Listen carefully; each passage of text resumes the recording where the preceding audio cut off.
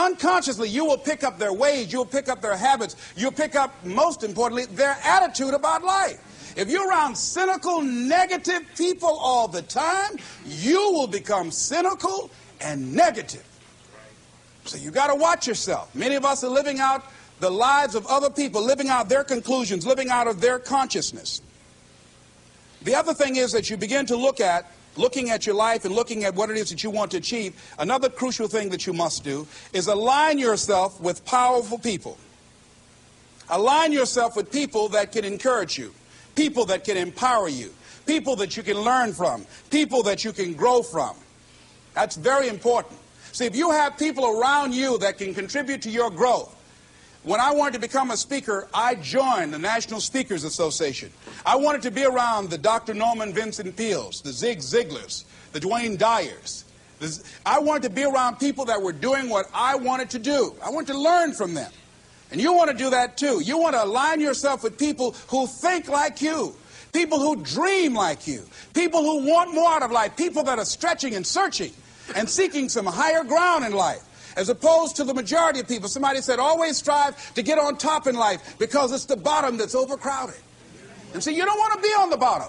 See, it's easy to be on the bottom. It doesn't take any effort to be a loser. It doesn't take any motivation, any drive in order to stay down there on a low level. But it calls on everything in you, ladies and gentlemen. You have to harness your will to say, I'm going to challenge myself. Sometimes I have to pull myself out of bed and say, come on, Les. Things I know I should do, I don't do. Things I shouldn't do, I do. I found that the biggest enemy you have to deal with is yourself. There's an old African proverb that says, if there's no enemy within, the enemy outside can do us no harm. So think about that.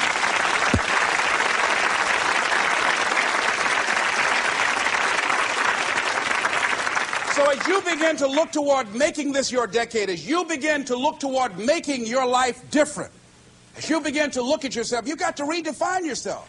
Who are you right now? And who must you become in order to create what you want? What has to change about you? What is it that you're doing right now that would be a liability for you? As you begin to look toward the future and take inventory of yourself, what is it about you right now that you've got to leave this behind because this no longer fits? Looking at where you want to go and the kind of person that you must become, the kind of standards that you have for you. What is it that you must do differently? Repeat out to me, please. If you want to keep on getting what you're getting, keep on doing what you're doing. See, that doesn't take an Einstein for that one. All right? It makes sense unless you change your pattern, unless you change the way you're thinking, unless you change your behavior, you're going to continue to produce the results in your life. See, all of us are winners, but some of us are producing results that we don't want. And so all you have to do is look at your game plan, look at your strategy. How is it that you have been being? What is it that you've been doing to produce this? See, you're the director, you're the producer, you're writing the script, you're the star of your life. And as you begin to look at your life, you can decide whether or not it's a smash or whether or not it's a flop. That's in your hands. Look at your life, look at where you want to go. Don't worry about your circumstances. Don't worry about your age. I have a friend who's up in age, over 70, and she wanted to build a multi-million-dollar complex. The name is Dr. Johnny Coleman. Lenders and bankers say, you can't do that, you're too old. She ignored them. That building now stands, ladies and gentlemen, a multi-million-dollar structure. But there are a lot of people who would have listened to that. There are a lot of people that would not have even gotten to that point. They would have talked themselves out of even going down to the bank to ask for it, because they've already said no to themselves. See, it's time now. If you want to make this your decade, you've got to start saying yes to your life. You've got to start saying yes to your dreams, yes to your unfolding future, yes to your potential, as opposed to saying no. See, 87% of our self-talk is negative. So you've got to make a conscious, deliberate, determined effort to say yes to your dreams. Why not? Why not me? Don't spend time like most people going through life complaining. Don't try and get on talk shows and tell everybody how life has done you wrong. Here's what's happening in the audience. 80% don't care. And 50% glad it's you.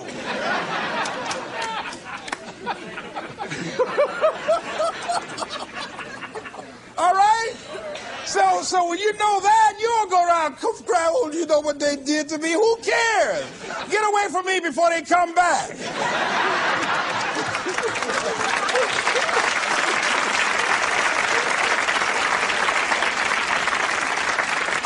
I had a friend of mine that said something that's very important. He said, hey, it doesn't matter what happens to you. The only thing matters, what are you going to do about it? That's all that matters. Okay, life knocked you down. What are you going to do about it? How long are you going to sit there and say, you know what they did to me?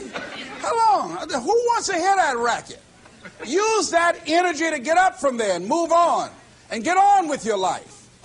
You got to learn to let the past go so you can grow. Many people never act on their dreams because they allow their past experiences to determine what their possibilities are.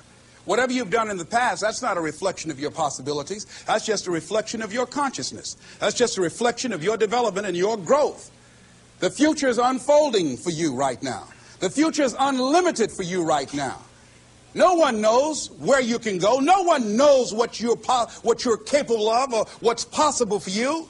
You don't even know that. I had no idea, ladies and gentlemen. No one could have convinced me that I was able to do this. I'll never forget, I was speaking in Detroit, and a high school friend of mine saw me afterwards, and he was backstage. He said, I can't believe it's the same person.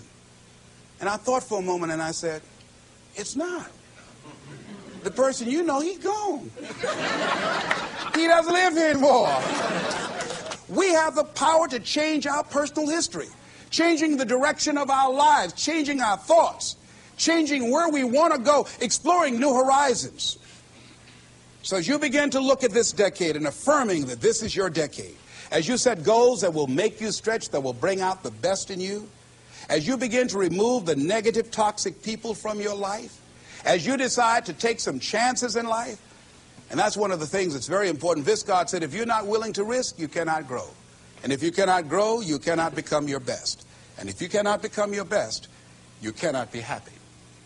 And if you can't be happy, then what else is there?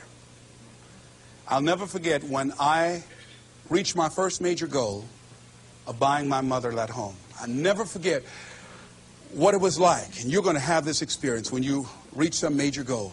When I drove up to the house and I got out and I gave Mama the key. And I said, Mama, this is for you. I'll never forget the look on her face. She said, oh my God. No one could have convinced me when I adopted y'all that this would happen. She said, oh, thank you. She said, and you caused me so many damn problems. A great philosopher, Goethe, he says, look at a man the way that he is, he only becomes worse. But look at him as if he were what he could be, then he becomes what he should be. And what Mr. Washington did was he looked beyond my faults and saw my needs. And he said, I see something in you. And I was there, oh God, I hope he's right.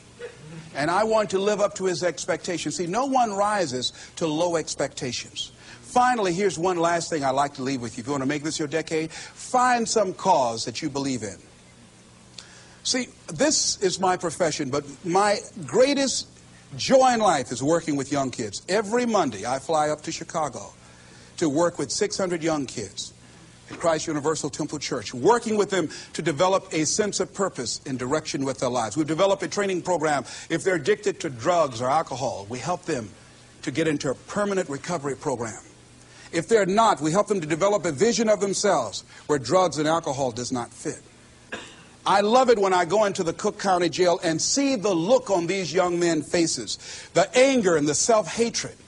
And then when we leave there, see the difference in them as we begin to touch a spark in them as Mr. Washington touched in me. And you cannot put a dollar price on that. That's my reason for being. What is it that you would like to give the planet? What is it that you'd like to leave here? See, someone paid a price for us to be here. I believe that we live in the greatest country in the world that gives us an opportunity to make a difference in life. We are blessed to have been dropped off on this part of the planet. A friend of mine was in Manila and saw a bumper sticker that said, Yankee, go home and take me with you. So as you begin to look at your life, decide, what kind of legacy do I want to leave? What kind of statement do you want to make with your life?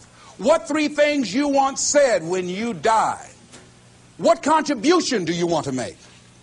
I don't know what you want to do. I don't know what you want to achieve with your life. Here's what I know about you, and about you, and about you, and about you. That you have greatness within you. That you have things and gifts and talents that you've been bestowed with. That as you work consciously, making a conscious, deliberate, determined effort to cultivate and bring them out and develop a sense of purpose in knowing that your life can make a difference and decide to make and leave a legacy with your life. I say to you that the planet will never be the same again because you showed up.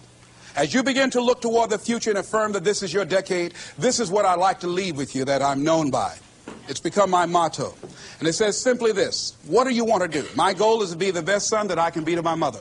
My goal is to be the best father that I can be to my children. And my goal is to create a drug-free America, be the best motivator that I can be.